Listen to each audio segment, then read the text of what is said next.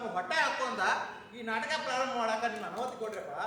ನೋಡ್ರಿ, ಇವತ್ತು ಕುರುಕ್ಷೇತ್ರ ನಾಟಕ ಆಡ್ಲಿಕ್ಕತ್ತೇವೆ. ನೀವು ನೋಡ್ತಾ ಇರಿ, ನಾವೀಗ ಮಾಡ್ತೇವ್ರಿ. ನೋಡ್ರಿ, ನೀವು ನಿಮ್ಮ ಮೊಬೈಲನ್ನು ನಾಟಕ ಸ್ಟಾರ್ಟ್ ಆಗೋದಕ್ಕಿಂತ ಮೊದಲ ನಿಮ್ಮ ಮೊಬೈಲನ್ನು ಸ್ವಿಚ್ ಆಫ್ ಮಾಡ್ರಿ. ಆಮೇಲೆ ನಿಮ್ಗೆ ಖುಷಿ ಆದ್ರೆ ಜೋರಾಗಿ ಚಪ್ಪಾಳೆ ಹಾಕ್ರಿ. ಪಾತ್ರಗಳಿಗೆ ಬರ್ರಿಪ್ಪ, ಬರ್ರಿ ಬರ್ರಿ, ಆಸನಿಸಿ ತಗೊಂಡ್ಬರ್ರಿ.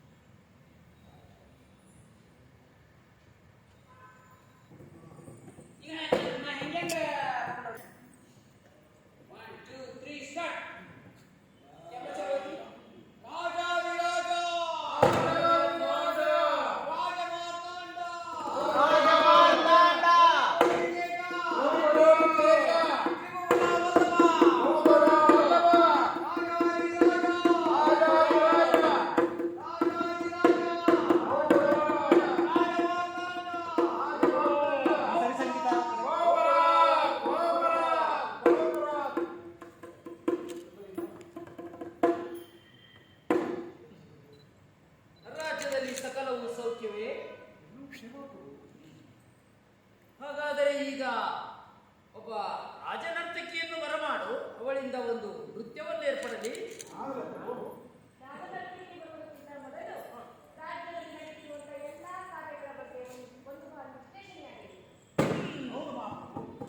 ಹಾಗೆ ಆಗಲಿ, ಹಾಗೆ ಆಗಲಿ.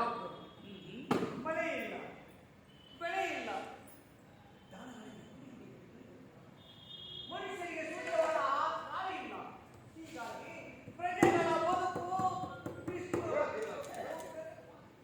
ಅಷ್ಟೆಲ್ಲ ಶಾಲಾ ಮಕ್ಕಳಿಗೆ ಶೈಕ್ಷಣಿಕ ಕಲಿಯಲಿಕ್ಕೆ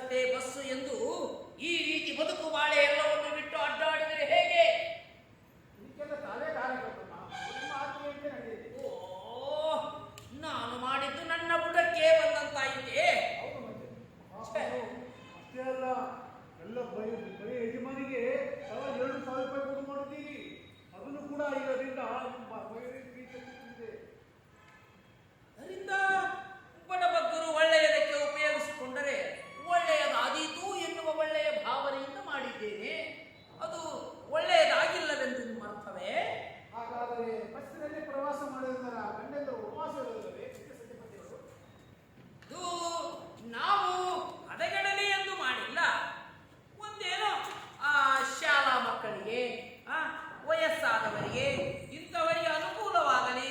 ಕೆಲವು ಜನ ಕುಡುಕು ಗಂಡರಿರುತ್ತಾರೆ, ಮನೆತನದ ಜವಾಬ್ದಾರಿ ಇರುವುದಿಲ್ಲ, ಅಂತಹವರಿಗೆ ಹೋಗಲು ಬರಲು ದುಡಿಯಲು ಅನುಕೂಲವಾಗಲಿ ಎನ್ನುವ ಸದುದ್ದೇಶದಿಂದ ನಾವು ಮಾಡಿದ್ದೇವೆ. ಆದರೆ ಇದೆಲ್ಲ ಹೀಗೆ ದುರುಪಯೋಗವಾಗುತ್ತಿದೆ. ಈ ಯೋಜನೆಗಳಿಂದ ನಮ್ಮ ತಲೆ ಸಿಡಿದು ಹೋಗುತ್ತಿದೆ. ನೋಡಿ, ಈಗ ಇಲ್ಲಿಗೆ ಈ ಚರ್ಚೆಯನ್ನು ನಿಲ್ಲಿಸಿ ಮಧ್ಯಾಹ್ನ ಮತ್ತೆ ಸಭೆ ಸೇರೋಣ. ಆ ರಾಜ್ಯಸಭೆಯಲ್ಲಿ ಮತ್ತೆ ನಮ್ಮ ಚರ್ಚೆಯನ್ನು ಮುಂದುವರಿಸೋಣ. ಈಗ ನೀವೆಲ್ಲರೂ ಹೋಗಬಹುದು. ನಡ್ರಿ ಎಲ್ಲರೂ ಮತ್ತೆ ಲೇಟ್ ತಗದಾರ ಈಗ. ವಿಡಿಯೋ ಹಾಕ್ತಾನೆ ಮೈ ಮಾಡ್ಬೇಕಷ್ಟೇ. ಏನು ಹೇಳೋದೇವ್ರ ಶುದ್ಧವೇನೋ ಒದಗಿ ಬಂದಂತಿದೆ. ಆದರೆ ಆ ಯುದ್ಧದ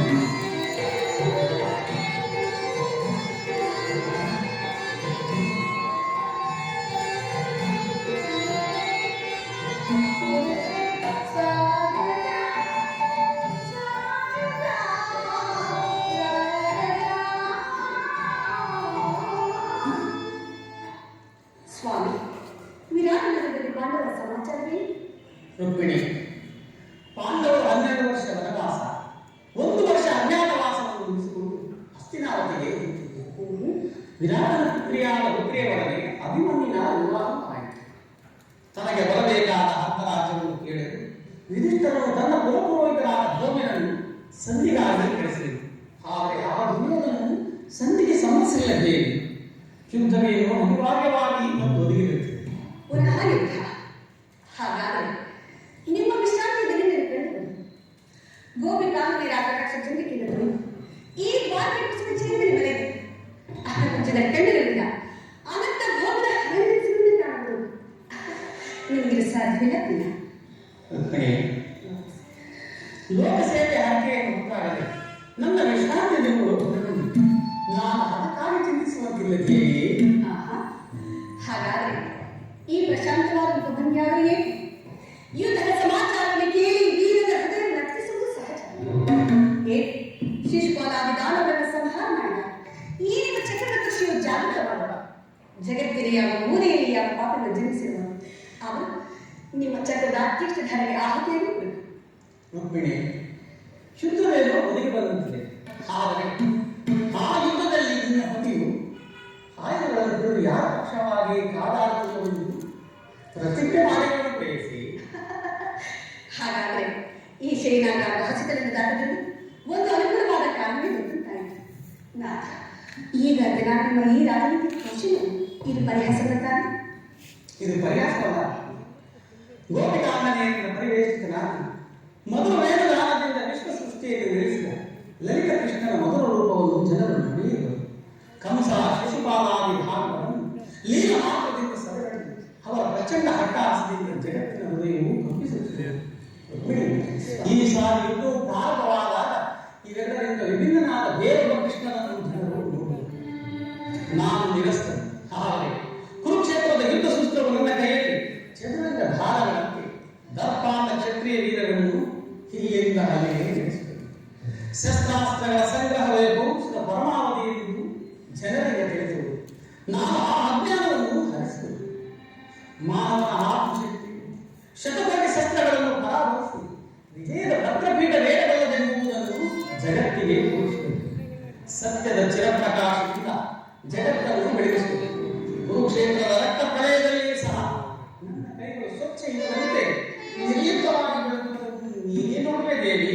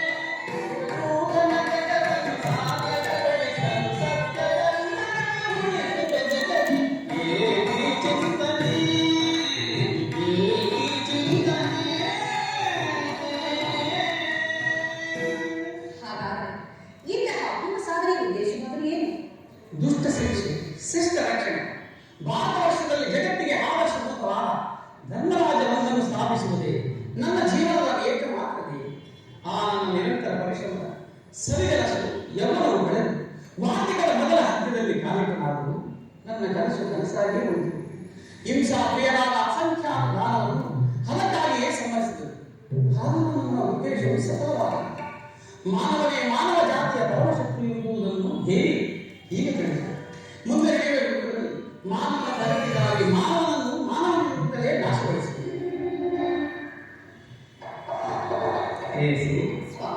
ನೀನು ನೋಡು, ನಾವು ಕ್ಷಣಕಾಲ ನಿಲ್ಲಿಸೋದು ಪುನಃ ನಿದ್ರೆಯಿಂದ ಎಚ್ಚರಗೊಂಡಾಗ ಮಾತನ ಯುದ್ಧ ಅಥವಾ ಶಾಂತಿ ಎಂಬ ಪ್ರಶ್ನೆಯನ್ನು ಈ ಮಂದಿರದಲ್ಲೇ ನಿರ್ಣಯಿಸಬೇಕು. ಹಾಗೆ ಬಾಬು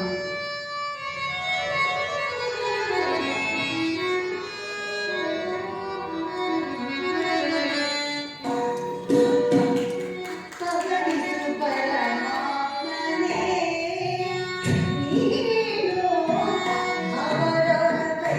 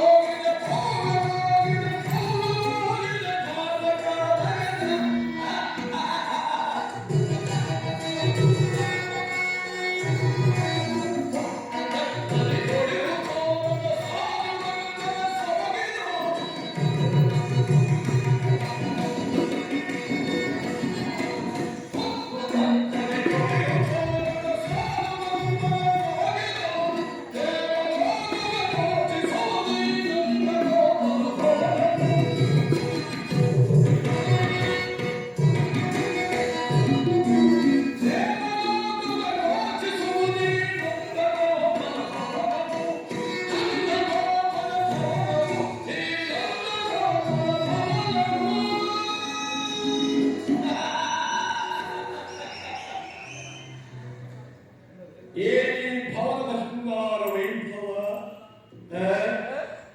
ಸುರ ಸಂಪತ್ತನ್ನೇ ನಾಚಿಸಬಹುದು. ರಂಗು ರಂಗಗಳಿಂದ ಕೋಟಿ ಸೂರ್ಯ ಪ್ರಕಾಶಮಾನವಾಗಿ ಕಂಗೊಳಿಸುತ್ತಿದೆಯಲ್ಲೋ ಈ ಶ್ರೀರಂಗನಾಥ. ವೇದಾಲಂಕಾರಗಳಿಂದ ಕೂಡಿ ಪರಮಾತ್ಮನ ಸಂಭ್ರಮಾಶ್ಚರ್ಯಗಳಿಂದ ತುಂಬಿ ವಿಜೃಂಭಿಸುತ್ತಿದೆಯಲ್ಲ ಈ ಮಾಧವನ ಅರಣ್ಯ. ಎತ್ತ ನೋಡಿದ ರಕ್ತ ಮುತ್ತು ರಕ್ತಗಳಿಂದಲೂ ವಜ್ರ ವೈಢೂರ್ಯಗಳಿಂದಲೂ ಗೋಮೇಲಿನ ಪುಷ್ಪರಾಗ ನೀಲಿ ಕೆಂಪು ಪಚ್ಚ ಮುಂತಾದ ನವರತ್ನಗಳಿಂದ ಕೆತ್ತಲ್ಪಟ್ಟ ಈ ಸಾಲುಗಂಬಗಳ ಸೊಬಗು ದೃಷ್ಟಿ ಬೀರಿದರೆ ಚಿತ್ತ ಚಾಂಚಲ್ಯಗೊಳಿಸುವ ದೇವನರ್ತಕಿಯ ಭಾವಭಂಗಿಗಳ ಮಧುಮಿಲನ ಗಂಧರ್ವ ಕನ್ನಿಕೆಗೆ ಧರೆಗೆಂದು ಪ್ರದರ್ಶನ ಮಾಡಿದಂತೆ ಭಾಸವಾಗುತ್ತಿದೆಯಲ್ಲ.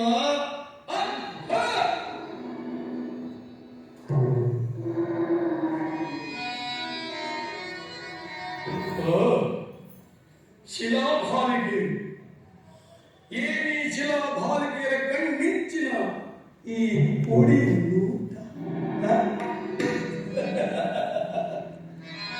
ಆ ರಾಮ ಶಿಲ್ಪಿಯ ಕೈ ಚಮತ್ಕಾರವೋ ಕಾಣಲಿಲ್ಲ.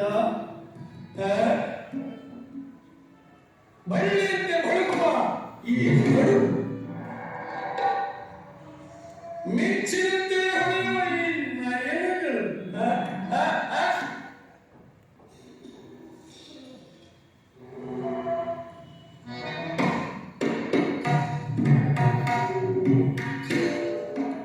ಸಂಪಿಗೆ ಸೊಬಗು ಬೀರುವ ಈ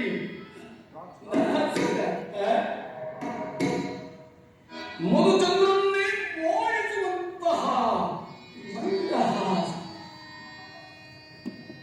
ಈ ವಾರಾಂಗಲಿಯರ ಕಡೆಗಣ್ಣಿನ ಈ ಕುಡಿ ನೋಟವನ್ನು ನೋಡುತ್ತಿದ್ದರೆ ನಾವೇನಿವರು ನಮ್ಮ ಬಿಗಿದ ಪ್ರೇರಣೆ ನನ್ನ ಮನ ಕಾಟಲು ಬರುತ್ತಿರುವುದು.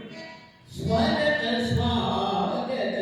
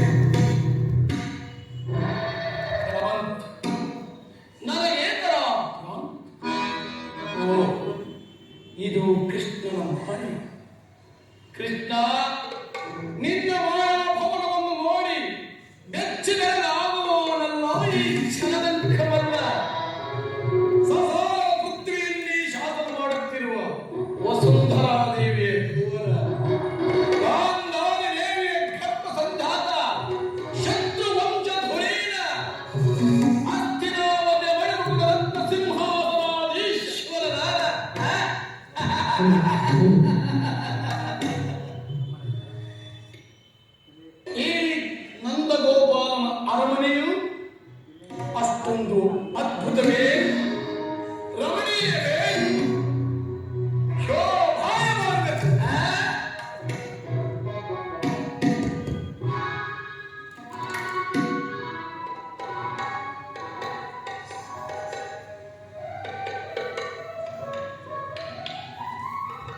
ಕೃಷ್ಣನು ನಿದ್ರಿಸುತ್ತಿರುವುದು ಎಂತಹ ನಿಶ್ಚಿಂತ ಪುರುಷನಯ್ಯ ಇವ. ಸಕಲ ರಾಜ್ಯಭಾರವನ್ನು ಅಣ್ಣನಾದ ಬಲಭದ್ರನಿಗೆ ಒಪ್ಪಿಸಿ ಈಗಲೂ ಮಾತ್ರ ಸುಖತಲ್ಪದಲ್ಲಿ ಲೀನನಾಗಿರುವನು. ನಿದ್ರಿಸಲಿ. ಕಾರ್ಯ ಸಾಧನೆಗಾಗಿ ಬಂದವನು ತಾಳ್ಮೆಯಿಂದಿರಬೇಕು. ಕೃಷ್ಣನು ನಿದ್ರೆಯಿಂದ ಎಚ್ಚರವಾಗುವ ತನಕ ನಾನು ಇಲ್ಲಿಯೇ ಸ್ವಲ್ಪ ಕಾಲ ವಿಶ್ರಮಿಸಿ ಕೃಷ್ಣನು ಎಚ್ಚರವಾದ ನಂತರ ನಾನು ಒಂದು ಕಾರ್ಯವನ್ನು ಸಾಧಿಸಿಕೊಂಡೇ ಹೋಗಬೇಕು.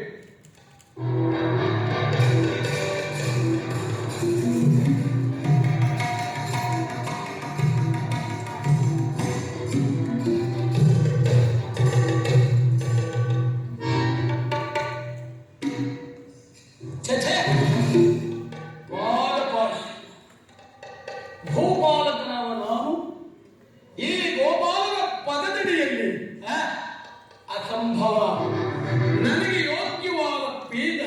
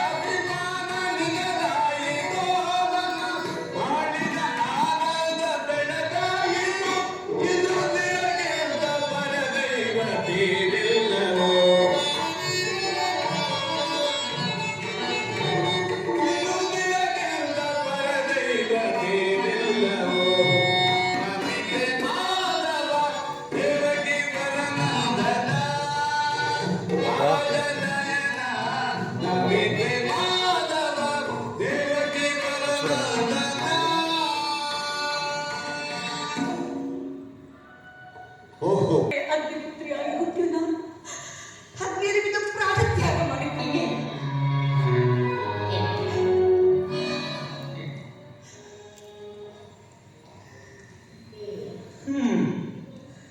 ಈಗ ಚೆನ್ನಾಗಿ ಸಹಜರ ಐವರ ಅಭಿಪ್ರಾಯವು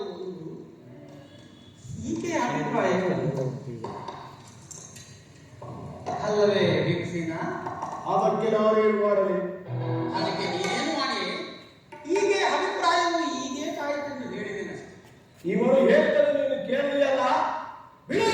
ಏಕೆ ನೀನು ಕೇಳಲಿಲ್ಲವೇ? ಕೇಳಿ ಅದರಿಂದ ಆಗುವ ಪ್ರಯೋಜನವಾದರೆ ಏನು ಕೃಷ್ಣ? ಪ್ರಯೋಜನವೋ ಅಪ್ರಯೋಜನವೋ ನನಗೊಂದು ತಿಳಿದಯ್ಯ. ಒಟ್ಟಿನಲ್ಲಿ ಸತಿಯ ಆರ್ತನಾದವನ್ನು ಹಾರಿಸುವುದು ಪತಿಗಳಾದ ನಿಮ್ಮ ಕರ್ತವ್ಯವಲ್ಲವೇ?